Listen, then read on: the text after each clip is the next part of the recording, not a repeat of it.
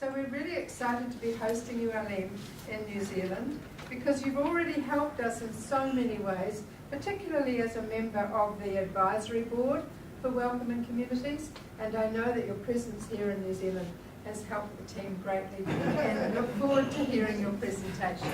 Aleem.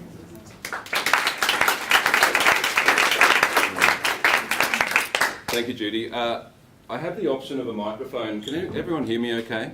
Yeah. My wife and I have 7 children, so I can kind of project my voice down paddocks and all that kind of stuff. So thank you. Thank you for welcoming me. Thank you for the opportunity to be here and have what I think are really important and really timely conversations with our valued partners over the ditch in New Zealand. I'm visiting you today from Meanjin, which is otherwise known as Brisbane in Australia. It's the traditional lands of the Turrbal and the Yagara people who still struggle for self-determination, recognition and treaty. And I'd also like to acknowledge that today is World Refugee Day. I've been involved, lucky enough to be involved with Welcoming Cities Australia since it was founded in late 2015. And I think that the work that we're doing, and I use that word collectively and certainly inclusively of my colleagues in the settlement unit in Immigration New Zealand, is really important and it's really timely. And we're really considering issues and challenges that governments and communities across the globe are grappling with. Currently, there are almost 250 million people who live and reside outside their country of birth across the globe. And so while refugees and people seeking asylum have essentially become the face of migration in the media and often in political discourse, 90% of the world's 250 million migrants have moved across borders, not by force and not for sheer survival, but voluntarily, either for work or for family reunion. And it's this move of people that has really underpinned the nation-building philosophy and the policy framework and the demographic reality of Australia. And so Australians live in one of the most culturally and linguistically diverse nations in the world. Prior to colonialism, the First Nations peoples of our country represented more than 250 language groups and the oldest living and continuous culture. And today, more than 1/4 of Australians are born overseas, and almost 50% of Australians have at least one parent who is born overseas. And so what we know through research and projections that have come through a number of sources, including Migration Council Australia, is that over the next 35 years, it's anticipated in Australia that migration will maintain sustainable population growth and drive economic and skills growth, contributing approximately $1.6 trillion to Australia's GDP. Migrants will also contribute 10% more to the economy and increase the education standards vastly more than established residents. And so, whilst migrants increase supply, they also increase demand. Economists often discuss immigration in terms of what they call a multiplier effect. And so newcomers don't just fill jobs, they also create jobs. They bring demand for new products and new services. They are also far more likely to start their own businesses, which in turn creates employment. And so what we know is that migration can stimulate the economy, it can add to the cultural vibrancy, it revitalises local businesses and services, and it attracts increased funding and investment. And so for the past 10 years, in partnership with Monash University, the Scanlon Foundation have been conducting a longitudinal study into Australians' attitudes towards multiculturalism, and then also tracking social cohesion across 5 key domains. And so each year they produce and have produced what they call the Social Cohesion Index.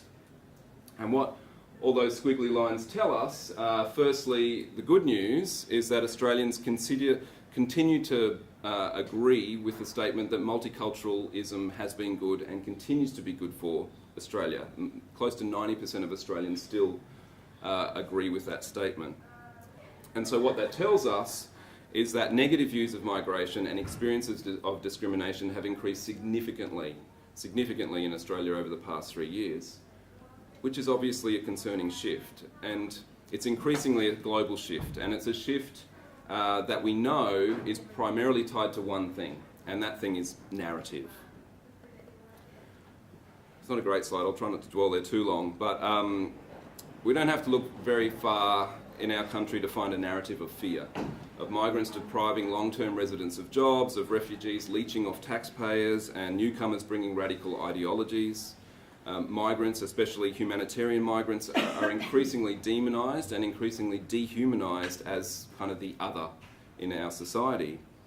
And so this narrative of fear causes multiculturalism, migration and welcoming to be viewed with nervousness and suspicion. And the consequences of that are twofold. Firstly, that receiving communities become less welcoming and in some instances openly resistant and aggressive towards migrant communities. And the consequence of that, secondly, is that migrant communities in turn become more insular and they're less likely then to move or remain in areas where economic opportunity may exist. The other challenge that we're grappling with in Australia is around population, but it's not an issue of too many people coming into the country. It's what our challenge is around distribution. So anything there that's in dark blue is growth, which is primarily metropolitan areas, with the exception of a few large regional districts, and anything else that's not dark blue is either stagnation or decline. And so what we're seeing is this very much this kind of disparate issue of either rapid growth or stagnation and decline. There's not a lot in between. And so this simplistic solution of curbing immigration doesn't solve the problem. It doesn't solve the problem for more than half the region of our entire country. And in fact, it potentially actually just makes it worse.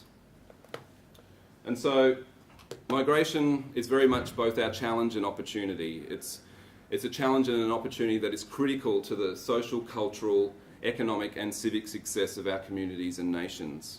And that's really why Welcoming Cities and in turn Welcoming Communities was birthed, to essentially leverage the ideas and innovation that come from being welcoming and inclusive. And so one of the kind of key issues that we're looking at as an initiative nationally is very much around regional settlement. Many communities in Australia, as I mentioned, are struggling with population and economic decline, and they suffer not from a lack of employment, but actually a lack of employees. And so even though in our country workforce participation is quite high, what is actually underlying that statistic is that the majority of regional and rural communities are ageing. There's not enough of a workforce or a labour force in those communities, and so people are staying in jobs longer, they're not retiring when they want to, and then that population loss in those regions compounds the issue, and so what we're finding is that new strategies are required.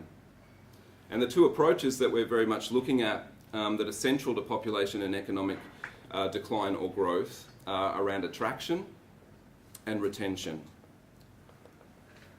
And so attraction is really just a less nice way of saying welcoming. And so many communities in Australia, especially rural and regional communities, are really looking at how do they draw people into their communities? How do they draw people into regional centres? And so what we're seeing is increasing number of initiatives and campaigns, and what they're selling is lifestyle. Come, be in our community, we're welcoming, we're friendly. You can go and sit beside a duck pond and you can feed ducks and you can still go to work and it's sunny, and trying to entice people to move into their communities is very much an important part of the issue.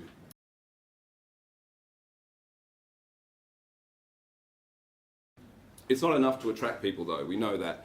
It's relatively easy to say you're welcoming, it's relatively easy to put nice pictures up and talk the talk. It's much harder to walk the walk and to actually put that into practice and to know if you're being successful or not. And so once people relocate or locate, the retention of migrants and refugees in regional areas also remains a significant challenge. Now, definitive data is difficult to source around this. We're still working on that, but various studies indicate that secondary migration in Australia, as in away from regional areas into cities or metropolitan areas, is as high as 50%. That's a lot of people who come and then relocate. And so there's various solutions that have been proposed around that. The federal government at the moment is looking at opening up new regional settlement areas specifically for humanitarian migrants. And some of that proposed legislation is around forcing extended stays through visas, etc. We know that won't work. We know that you can't legislate retention. It's certain to fail. Ultimately, retention is about inclusion and it's about belonging. And so whilst in Australia and further afield diversity is our reality, inclusion is the choice that we kind of need to make. And we know that people will remain in a community and make a positive contribution to their community when they have a sense of belonging, when they can participate in the social and the cultural and the economic and the civic life of that community. And so that's where local councils, that's where whole of community approaches and initiatives such as welcoming communities play a really crucial role. Another major challenge, just quickly, that we're addressing through the Welcoming Cities Network relates to urbanisation and employment. The local government area of Hume is a really interesting case study for us, and it's kind of exciting what's happening there. So there's approximately 215,000 people in Hume. It's projected to grow by 70% over the next 30 years. Hume also receives Australia's second highest intake of humanitarian entrants.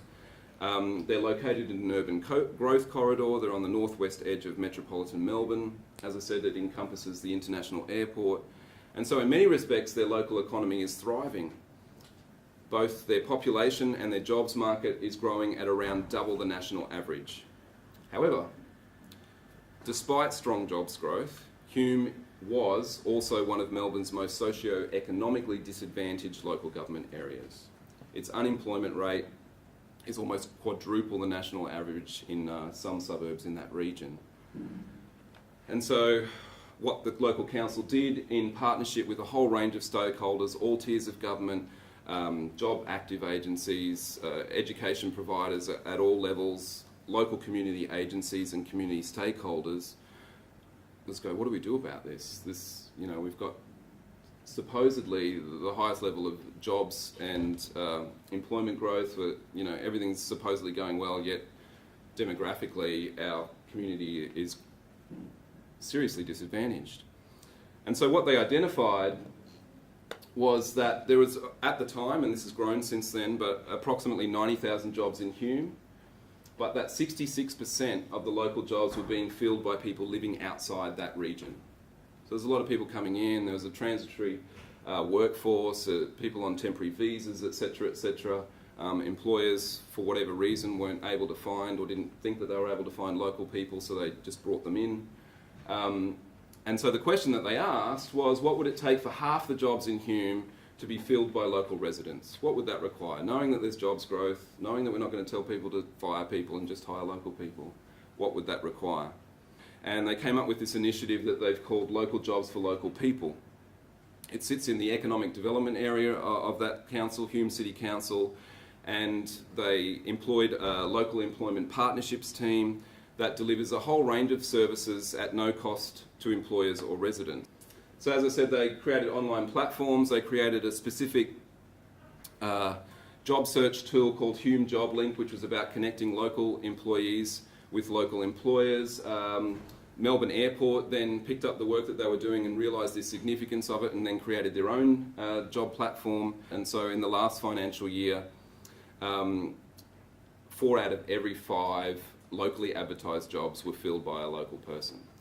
And then within that, as one of the most culturally and linguistically diverse communities in our country, they were getting significantly high success in terms of placing recently arrived migrants, refugees, people seeking asylum, people culturally and linguistically diverse backgrounds into jobs, and at least 17% of those local people placed in jobs were representative of that demographic. Place-based approaches, as wonderful as frameworks and systems are, and they're necessary, we need locally led solutions. There's no one-size-fits-all. And in a global economy with a global workforce, I think we can sometimes lose sight of the need for and the value in a place-based approach. You know, stating the obvious, locally led strategies solve local problems and they build on local strengths.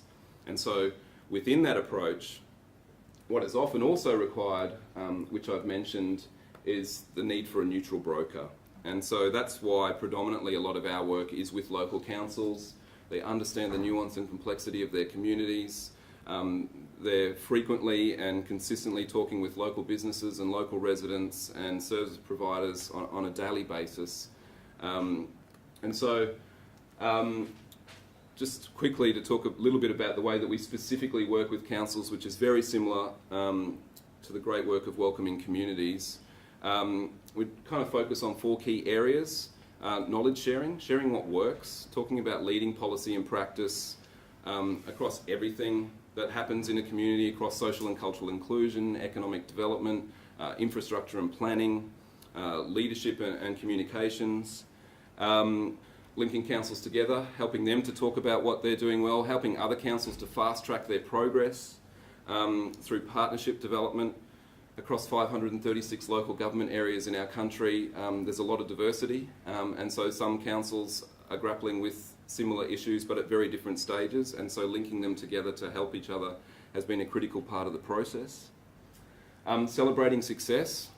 Let's talk about some good news for once. You know, let's talk about the great news and the great work that's happening on the ground, in communities, locally led, that doesn't rise to the surface enough.